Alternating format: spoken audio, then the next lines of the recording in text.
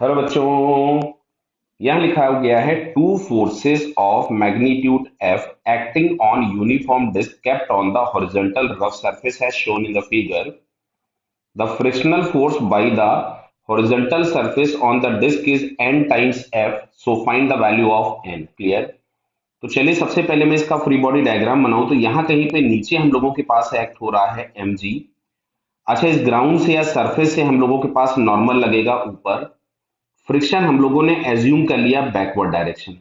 Clear है कि हम लोगों ने यहाँ कहीं पे एफ एस लग रहा है बराबर। अब अगर हम लोग इसके इफेक्ट के डायग्राम को बनाएं, इफेक्ट डायग्राम मतलब इन फोर्सेस की वजह से क्या क्या चीजें आएंगी।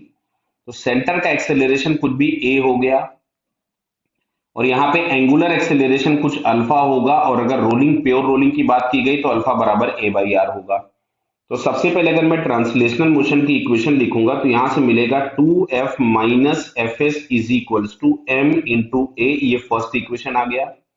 अब बात करते हैं हम लोग टॉर्क की। क्लियर है। तो टॉर्क मान लो, अगर हम सेंटर के अबाउट टॉर्क अगर हम चेक करेंगे तो इसका mg का, नॉर्मल का और ये वाले f का टॉर्क जीरो हो जाएगा। आपको टॉर्क देगा ये वाला f और ये फ्रिक्शन एफ एस। क्लियर है। तो दोनों के सेंस ऑफ रोटेशन हमको सेम दिख रहे हैं, तो दोनों टॉर्क निकाल करके हम लोग ऐड कर दें तो यहां से आपको टॉर्क मिलेगा F into R plus F S into R बराबर आई इंटू अल्फा। क्लियर। तो यहां से मैंने F प्लस एफ एस लिख दिया, इसको कॉमन ले लिया R। आई के नाम पे दिया गया है, इसमें यूनिफॉर्म डिस्क बोला है, तो डिस्क बोले तो मोमेंट ऑफ इनर्शिया आपके पास हो गया M R square by two, और अल्फा की जगह हम लोगों ने लिख दिया ए बाई आर। तो इस आर से आर कैंसिल हो गया, तो यहां से आता है F plus F S is equals to M A by two. Clear. ये आ गया इक्वेशन नंबर 2। दोनों इक्वेशंस को अगर हम ऐड कर दें तो देखिए यहां पे आ रहा है F plus F S is equals to M A by two.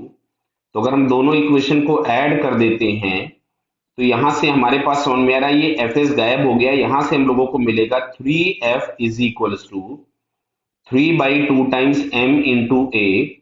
तो a इज इक्वल्स टू आपके पास आ गया 2f अपॉन m। हालांकि ये देखते ही हमको समझ में आ गया कि फ्रिक्शन जीरो है, क्योंकि एक्सेलरेशन अगर f plus F by M आ रहा है तो फ्रिक्शन नहीं होगा। चलिए मैं पुट कर देता हूं इस वैल्यूज को। अगर मैंने इस वैल्यू को पुट किया सेकेंड इक्वेशन में तो यहां से आपके पास मिलेगा ये f प्लस एफ एस, इस एक्सेलरेशन को हम यहाँ पुट कर रहे हैं, is equals to M by two times A, और ए बराबर हमारे पास है 2f अपॉन एम। तो m से m गया, 2 से 2 गया। तो अगले स्टेप में अगर मैं लिख देता हूं f plus F S is equals to F, तो बेटा यहां से हमको दिख रहा है कि F S is equals to zero. तो आपसे बोला गया था कि frictional force is n times f, तो यहां से हमें n is equals to zero मिल जाएगा, क्योंकि फ्रिक्शन की वैल्यू कितनी है, जीरो। क्लियर है बेटा। Okay, all the best.